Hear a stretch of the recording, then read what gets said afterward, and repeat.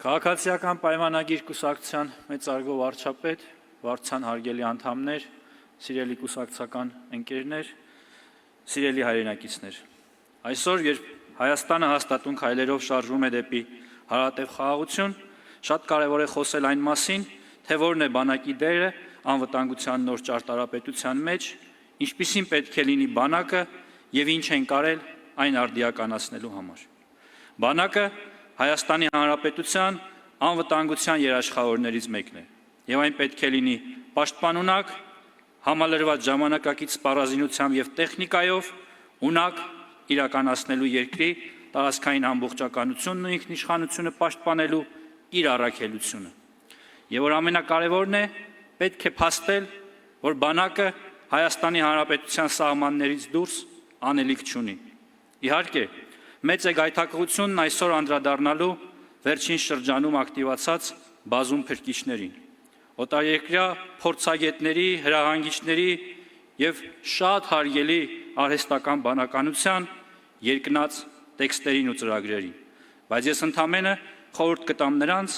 մեկ անգամ կամ գուցե եւս մեկ անգամ կարդալ Հայաստանի Հանրապետության բանակի կերպափոխման հայեցակարգը, որտեղ կգտնեն իրենց բոլոր մտքերի զգալի մասը ոչ միայն հարցերի, այլև լուծումների տեսքով։ Չեմ բացառում, որ հանդիպեն ուղիղ մեջբերումներ։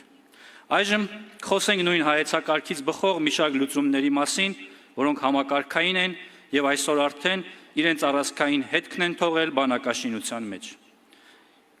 Հստակ պատկերացում են տալիս, թե ինչ է արել իշխող քաղաքական ուժը Հայաստանի Հանրապետության բանակն ավելի պաշտպանունակ դարձնելու համար։ 2022 թվականից մեկնարկած բարեփոխումների ընթացքում ստեղծել ենք համակարգեր, որոնց հիմնական արդյունքների եւ դրական հետևանքների մասին դեռ շատ է խոսվելու։ Բանակը պրոֆեսիոնալ դարձնելու նպատակին հասնելու համար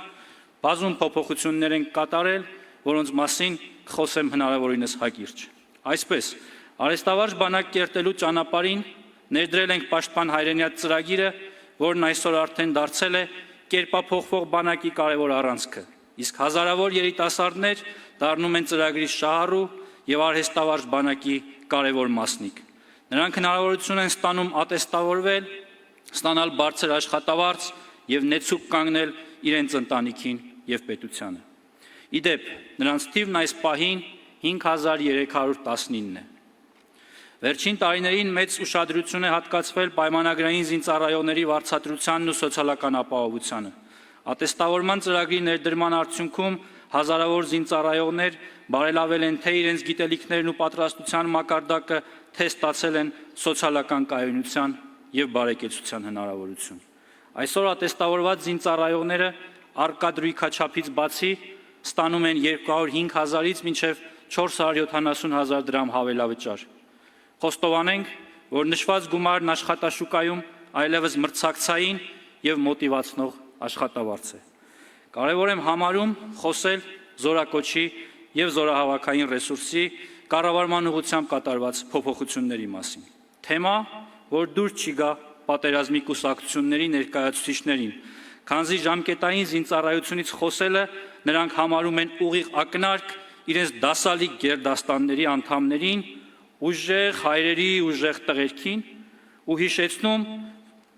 նորելուկ քաղաքական գործիչներին իրենց թերարժեքության բարդույթների մասին, բարդույթ, որ շնոր է իրենց ամենազոր ծնողներից, հոպարներից ու քեռիներից։ Եթե անկեղծ, դասալիքները ձեր զավակները չեն, գուցե նրանք մեղավորել չեն, դասալիքը դուք եք, նահատակների զոհողությունը շահարկող, այլոց զավակների հաշվին հոխորտացող պատերազմի մունետիկներ։ Հիմա զորակոչի հաջողությունների մասին։ Սիրելի հայրենակիցներ, 2022 թվականի զորակոչի համեմատությամբ 2025 թվականին զորակոչված զինծառայողների թիվն ավելացել է 25.3%-ով։ Սա մեր կատարած փոփոխությունների եւ հետեւողական աշխատանքի արդյունքն է։ Ուզում եմ նշել նաեւ, որի կատարում են պայմանագրային զինծառայության հաշվին ժամկետային զինծառայության կրճատման մեր խոստման ժամկետային զինծառայությունը Հայաստանի Հանրապետությունում այլևս 1.5 տարի է։ Բանակն ամբողջական չէ առանց պահեստազորի։ Երկար տարիներ մեր երկրում պահեստազորի հավաքներին մատերի արանքով են նայել։ Տարիներ շարունակ 100 հազարավոր պահեստազորայիններ չեն իմացել ինչ է վարժական հավաքը, չեն իմացել իրենց կցագրման, ստորաբաժանման, իրենց առջև դրվելիք պոտենցիալ խնդրի հանձնարարության մասին։ Պատկան մարմիններն իրենց հերթին չեն իմացել այդ մարդկանց գտնվելու վայրի, հետագա կրթության, աշխատանքի նոր բնույթի, առողջության, հնարավոր հաշմանդամության եւ անգամ մահացության մասին։ Այսօր արդեն ստեղծված է տարածքային պաշտպանության նոր համակարգը, որի միջոցով իրականացվում են 25-օրյա վարժական հավաքները, որին տարեկան ծառայության են ներգրավում հազարավոր Հայաստանի Հանրապետության քաղաքացիներ։ Սա փոփոխություն է, որ պիտի դառնա պաշտպանական համակարգի կարևոր առանցքներից մեկը։ Օգտվելով առիթից ուզում եմ շնորհակալություն հայտնել մեր պահեստազորի քաղաքացիներին, որոնք թողնելով իրենց գործը, իրենց առօրյան, իրենց հոգսերը գալիս եւ 25 օր նվիրում են հայրենիքին։ Սպայակազմի համալրման, կրթության եւ վերապատրաստման համար առանցքային են Մոնթե Մելքոնյանի անվան ռազմամարզական վարժարանում եւ Վազգեն Սարգսյանի անվան ռազմական ակադեմիայում կատարված բովանդակային եւ արմատական փոփոխությունները։ Վերանայվել են կրթական ծրագրերը, փոփոխվել են կրթաթոշակի չափերը, բարելավել կենցաղային եւ ուսումնական պայմանները։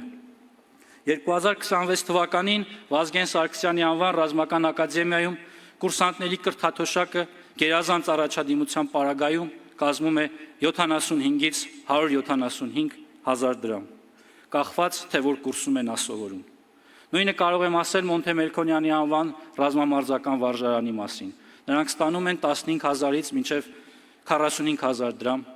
կրթաթոշակ։ Ռազմական ակադեմիայի շրջանավարտներն այս տարվանից նշանակմանը զուգահեռ կստանան բնակարան գնելու վկայագրեր մինչև 35 միլիոն դրամ արժեքով։ Ռազմական ակադեմիայի շրջանավարտները նշանակվելով ծառայության կարող են ստանալ 620,000-ից մինչև 750,000 դրամ աշխատավարձ։ Առիթ եմ ունեցել նշելու, որ քաղաքացիական պայմանագիր կուսակցության կառավարման տարիներին ի տարբերություն իրենց ուժեղ եւ հաղթանակած հորձորջողների անգամներով մեծացել են բանակի վրա կատարվող ծախսերը։ 2018 թվականին մեր կառավարման մեկնարկին պաշտպանական ծախսերը կազմել են $640 միլիոն։ 2025 թվականին այն կազմել է $1 միլիարդ 741 միլիոն։ Տարբերությունը $1 միլիարդ 101 միլիոն։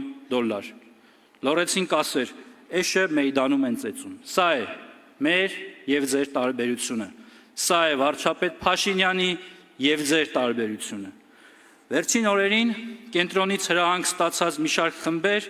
փրփուրը բերաններին իրար խանգարելով խոսում են վարչապետի հայտնած այն տեղեկության մասին, որ առաջիկայում պատե առիթով հաշվետվություն կտանք մեր հանրությանը, ներկայացնելով վերջին տարիներին ձեռքբերված սպառազինությունը եւ ռազմական տեխնիկան։ Չեմ մեջբերի նրանց անհեթեթ մտքերն ու վախերը, բայց կասեմ, որ սա նույնպես էշը մեյդանում ծեծելու ակցիայի շրջանակներում է լինելու եւ ելույթս ավարտեմ ժողովրդական խոսքի համեմված այս յուրօրինակ ակցիայի եւս մի դրվագով։ Վերջին հարց ու պատասխանի ժամանակ հնչեցրել եմ, որ 2022-25 թվականներին կատարված սպառազինության եւ ռազմական տեխնիկայի գնումները 5 ու 4 անգամ ավելին են, քան 1998-ից 2018 թվականներին կատարված գնումները։ Խոսքը հեղափոխությանը նախորդած 20 տարիների մասին է։ Սա նույնպես ձեր եւ վարչապետ Փաշինյանի տարբերության մասին է։ Բանակը, հայրենիքը սիրելու մասին է։ Սա նույնպես էշը մեյդանում ծեծելու մասին է։ Շնորհակալ եմ։ Սիրում եմ բոլորիդ։